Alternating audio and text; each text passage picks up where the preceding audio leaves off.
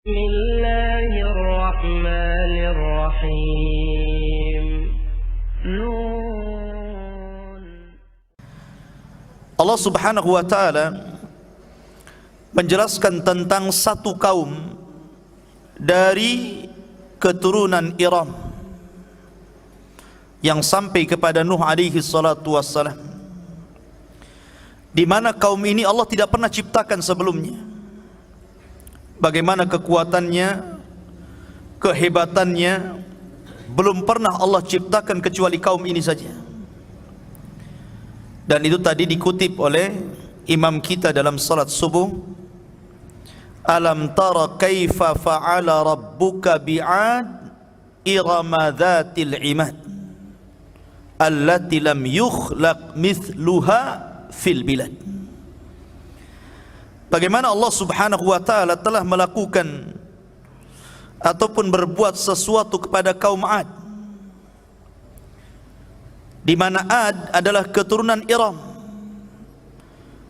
dan kaum ini lam yukhlaq mithluha fil bilad, belum pernah Allah ciptakan seperti kaum ini kepada manusia, baik sebelum atau sesudahnya.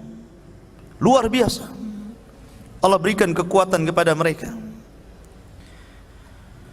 Di antara kekuatan mereka yang ditunjukkan dalam Al-Quran adalah mereka mampu membuat rumah-rumah di atas gunung. Gunung batu itu digali oleh mereka, diukir, dilobangi jadi rumah. Sebenarnya tidak ada faedahnya, tetapi mereka ingin menunjukkan kekuatan mereka yang belum ada sebelumnya. Dari situlah mereka sombong dan mereka menyembah berhala. Lah kaum Ad ini diutus kepada mereka seorang rasul namanya Hud, dan Hud itu nabi pertama dari nabi-nabi Arab. Karena seluruh nabi selain Arab itu banyak, tapi nabi-nabi Arab cuma 4 saja. Dimulai daripada Hud, kemudian setelah Hud nanti kita kisahkan kisah Nabi Saleh, kemudian setelah Saleh kita kisahkan Syuaib, dan Rasul kita Muhammad sallallahu alaihi wasallam. Ini disebut nabi-nabi Arab. Selainnya bukan Arab. Kebanyakan mereka nabi itu dari Bani Israel, keturunan Ibrahim dari jalur Ishak. Tetapi nabi-nabi Arab ini hanya 4 ini saja, karena mereka diutus di Arab. Dan kaum Ad itu letaknya di antara Oman dan Hadral Maut. Itu disebut Ad. Di situ ada kaum Ad dulu, kaum Iram. Itulah disebut Arab pertama. Tapi Arab ini telah musnah. Yang ada kaum Tsamud, kaumnya Nabi Saleh. Baru kemudian dari Tsamud ini banyaklah kemudian kabilah-kabilah Arab, sampai kepada masa Ismail ada satu kabilah namanya Jurhum. Ismail menikah dengan kabilah Jurhum dari keturunan Tsamud. Kemudian dari Jurhum ini beranak pinak, berkabilah-kabilah sampai ke bawah, sampai akhirnya lahirlah Nabi kita yang mulia alaihi salatu wassalam. Maka pada subuh ini kita akan kisahkan sedikit tentang kisah Nabi Hud. Bagaimana kisahnya? Hud kalau dilihat daripada nasab kepada Nuh, dia adalah cucu Nuh yang keempat. Jadi Nuh punya anak, anaknya punya anak, anaknya punya anak, lah Hud ini yang keempat dari keturunan Nuh alaihi salatu wassalam. Artinya dia generasi keempat dari Nuh. Dan subhanallah, sebenarnya ketika Allah Subhanahu wa taala menyelamatkan Nuh dan pengikutnya yang sedikit itu kemudian beranak pinak setelahnya, generasi kedua, ketiga, mereka masih mentauhidkan Allah, karena mereka masih mendapatkan cerita bapak-bapak mereka bagaimana Allah mengirim azab kepada kaum Nuh. Tapi syaitan ini sekali lagi cerdas, ikhwan. Dia menggoda Bani Adam itu khutuat, selangkah demi selangkah. Akhirnya kemudian ketika generasi berlalu sampai 3 generasi, mulailah syaitan kembali menguasai kaumnya Nuh. Setelahnya kaumnya anak-anaknya Nuh alaihi salatu wassalam, sampai kepada kaum yang disebut dengan Ad. Disinilah kemudian mereka kembali menyembah berhala, menyembah patung, tidak lagi menyembah Allah subhanahu wa ta'ala. Maka dari sini Allah subhanahu wa ta'ala menjelaskan di dalam Al-Quranul Karim, seperti disebutkan dalam surah Asy-Syu'ara ayat yang ke-123 dan 127, dari 123 sampai 127. Allah subhanahu wa ta'ala berfirman, kadzabat adun al-mursalin, telah mendustakan kaum Ad terhadap para rasul. Coba perhatikan nas Al-Quran di sini. Rasul yang diutus kepada kaum Ad itu cuma satu, Hud namanya. Tapi bahasa Al-Quran menggunakan kalimat jama', telah mendustakan kaum Ad para rasul. Pada rasulnya cuma satu. Kenapa jadi para rasul di sini? Kan tidak banyak rasul yang dikirim kepada kaum Ad, hanya satu saja, kaum Hud. Bahasa Al-Quran ketika mengatakan bahwa kaum Ad telah mendustakan para rasul, karena siapapun di antara manusia yang mendustakan satu utusan Allah, berarti dia telah mendustakan seluruh utusan Allah. Sama dengan bahasa, siapa yang mendustakan satu ayat dalam Al-Quran, berarti sama dengan mendustakan seluruh Al-Quran. Itulah bahasa Quran seperti itu. Ya. Kemudian Allah mengatakan, idh qala lahum akhuhum, ketika Nabi mereka Hud berkata kepada kaumnya Ad, ala tattaqun, kenapa kalian tidak takut kepada Allah? Kenapa kalian tidak takut kepada Allah? Inni lakum rasulun amin, saya ini hanya sekedar utusan Allah yang menyampaikan amanah Allah, itu saja. Fattaqullaha wa ati'un, maka bertakwalah dan taati perintahku. Wa ma as'alukum alaihi min ajrin in ajriya illa ala rabbil alamin, saya tidak minta upah kepada kalian, karena saya hanya meminta upah kepada Allah subhanahu wa ta'ala. Seluruh para nabi, ikhwan, mereka mendakwahkan dakwah tauhid, termasuk Hud alaihi salatu wassalam. Tapi lihat jawabannya, jawaban kaum Hud yang disebutkan dalam surah Hud itu sendiri, sampai diabadikan namanya, ya, seperti Nuh dijadikan nama surat, Hud juga dijadikan nama surat dalam Al-Quran, karena dia nabi pertama dari nabi-nabi Arab. Masalahnya, kalau Nuh disebutkan nama surat karena dia rasul pertama, supaya orang tahu kenapa Nuh dijadikan nama surat sementara banyak rasul dan nabi tidak dijadikan nama surat. Karena Nuh itu rasul pertama, sebagaimana Hud adalah nabi pertama dari nabi-nabi Arab. Mereka mengatakan dalam surah Hud, qalu ya Hud ma ji'tana bi bayyinatin wa ma nahnu bitariki alihatina an qaulika wa ma nahnu laka bimu'minin. Lihat, mereka mengatakan, wahai Hud, apa yang kau datangkan kepada kami ini, kami tidak melihat ada bukti bahwa engkau seorang rasul, seorang nabi. Bahkan kami tidak akan pernah meninggalkan Tuhan-Tuhan kami gara-gara ucapan, dan kami tidak akan beriman selamanya. Nih penyimpangannya di sini. Pertama, tidak percaya dengan utusan Allah. Yang kedua, tidak mau meninggalkan Tuhan-Tuhan mereka. Dan yang ketiga, mereka tidak mau beriman kepada apapun yang dibawa seorang rasul kepada mereka. Inad, ikhwan, takabur, sombong. Bahkan lebih parah lagi, mereka mengatakan inna qula illa taraka ba'du alihatina bisu'in. Sesungguhnya yang kami katakan wahai Hud, kecuali engkau akan mengalami kesialan dari ucapanmu yang datang dari Tuhan kami. Yakin dia dengan Tuhannya tuh, ya kan? Sangat yakin kalau engkau terus menyuruh kami meninggalkan Tuhan kami, hati-hati ucapanmu, kau akan kewalat, bahasanya seperti itu. Tuhan kami bisa membuat engkau celaka. Rupanya pemahaman tatoyur itu sudah ada sejak zaman Hud sampai hari ini, ya kan? Pemahaman tatoyur artinya menganggap sial atau menganggap sesuatu itu mendatangkan manfaat karena sebuah benda. Mereka menganggap seperti itu. Itulah akidah mereka, menganggap bahwa patung itu membawa sial. Hati-hati kamu ya, bahasa kita.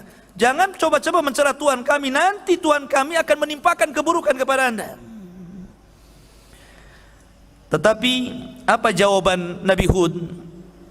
Qala inni ushhidullaha, saya bersaksi kepada Allah, washhadu, dan saksikan oleh kalian, anni bari'un mimma tusyrikun, saya berlepas diri dari apapun yang kalian sekutukan. Dan inilah makna Islam. Bagian makna Islam itu apa? Al-bara'atu minasyirki wa ahli. Orang itu harus berlepas diri dari kesyirikan dan para pelakunya. Nabi Hud alaihi salatu wassalam mengajarkan kepada kita makna Islam. Bagian makna Islam adalah berlepas diri dari kesyirikan dan para pelakunya. Itu harus tinggalkan. Dari sini ikhwafil muliakan Allah subhanahu wa ta'ala, bahwa dakwah tauhid itu adalah dakwah yang utama dan pertama, karena itulah misi para nabi dan rasul. Walaqad ba'athna fi kulli ummatir rasulan an i'budullaha wajtanibut taghut. Tapi apa yang terjadi dengan kaum Ad ini? Kaum Ad itu terus menentang. Akhirnya waktu apa yang Hud alaihi salatu wassalam katakan kepada mereka, bahwa kalau mereka tidak beriman, maka tunggu adab Allah akan sampai kepada kalian. Tapi mereka tidak percaya. Dari situlah kemudian Allah subhanahu wa ta'ala memukodimahi, memulai adabnya dengan apa? Dengan cara paceklik 3 tahun. Sementara kaum Ad itu penghasilan mereka dari pertanian. Coba bayangkan kalau seandainya orang di pinggir laut nelayan gitu kan nggak mungkin ada cerita laut surut. Ada laut surut sampai ke tanah? Nggak ada kan itu. Artinya kalau yang di pinggir laut itu paling mungkin musibahnya ombak atau yang lain gitu kan. Lah kalau petani, air. Kalau petani itu, ya. Makanya ikhwafin muliakan Allah azza wa jal, ketika kemudian sebuah pertanian tidak dialiri air, pasti masalah. Apalagi 3 tahun. Bayangkan saya, kita nggak hujan 3 bulan saja susah. 3 tahun nggak hujan, ya kering kelontang lah. Akhirnya sudah mulai kelaparan, binatang pada mati, mereka sendiri sudah sebagian mereka mati gitu. Maka mereka, sementara Hud ini sudah meninggalkan kaum Ad karena tidak mau lagi berdakwah kepada mereka. Safar Hud ini kemana? Ke Mekah.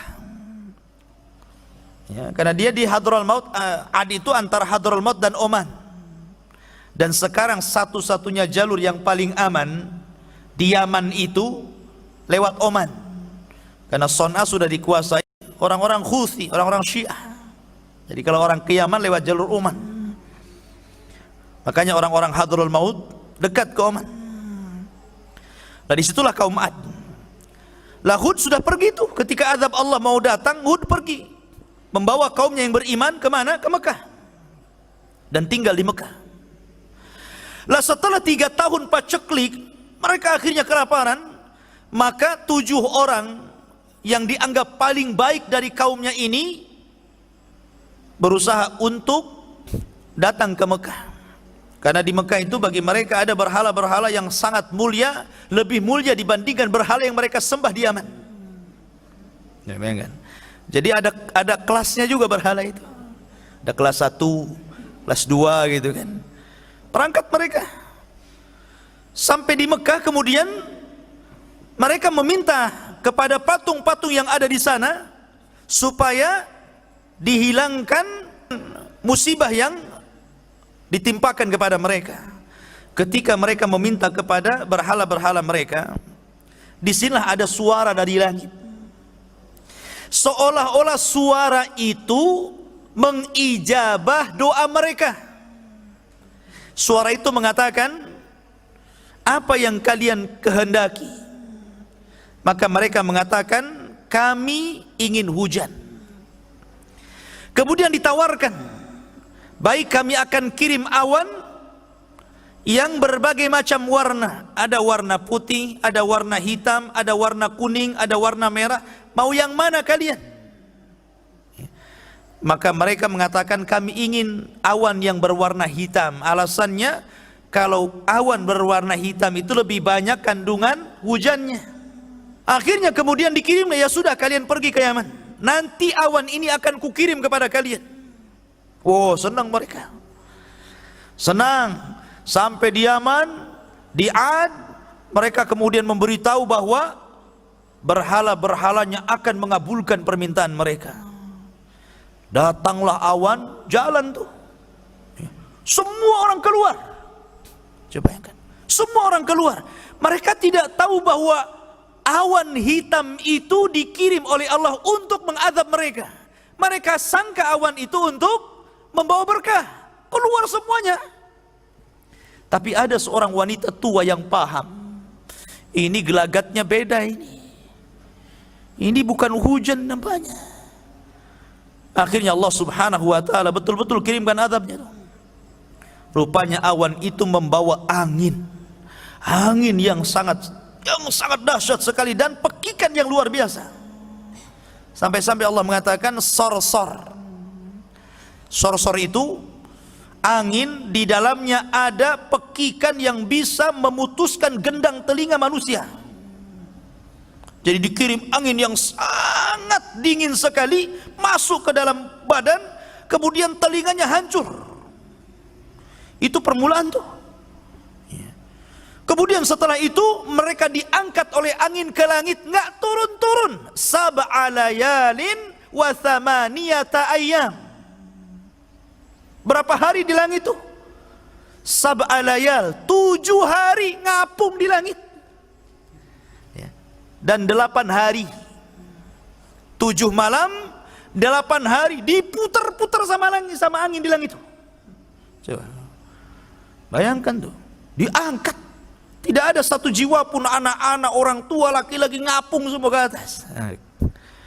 Kemudian setelah 7 malam 8 hari, maka Allah subhanahu wa ta'ala kemudian timpakan ke bumi seperti tunggul-tunggul kurma dalam bahasa Quran. A'jazi nakhlin khawiyah.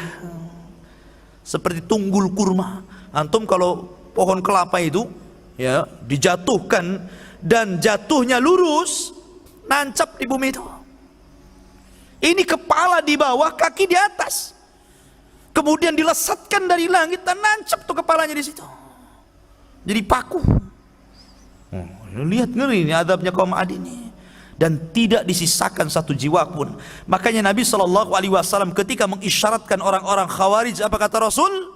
La in adraktuhum la aqtulannahum qatla adin.